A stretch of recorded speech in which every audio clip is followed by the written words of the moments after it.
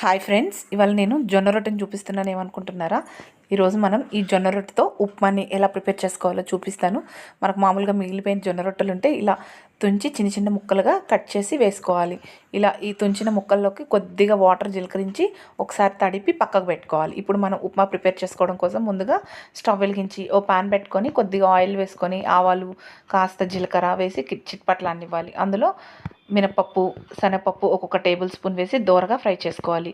అందులోనే ఉల్లిపాయలు, కరివేపాకు, పచ్చిమిర్చి వేసి బాగా ఈ ఉల్లిపాయలు ఫ్రై అయ్యే వరకు ఫ్రై చేసుకోవాలి. అందులోనే ఒక హాఫ్ టేబుల్ స్పూన్ అల్లం వెల్లుల్లి పేస్ట్ వేసి పచ్చివాసన పోయిన తర్వాత టమాటా ముక్కలు కూడా వేసి కాస్త మెత్తబడనివ్వాలి. అందులో కొద్దిగా కారము, అలాగే ఒక హాఫ్ టేబుల్ స్పూన్ ధనియా పౌడర్ వేసి ఒకసారి కలిపి అందులో మనం ముందుగా తడిపి పెట్టుకున్న జొన్న రొట్టె ముక్కల్ని కూడా యాడ్ చేసుకొని ఒకసారి కలిపి ఫైనల్గా కొత్తిమీర, నిమ్మకాయ పిండుకొని స్టవ్ ఆఫ్ చేసుకోవాలి.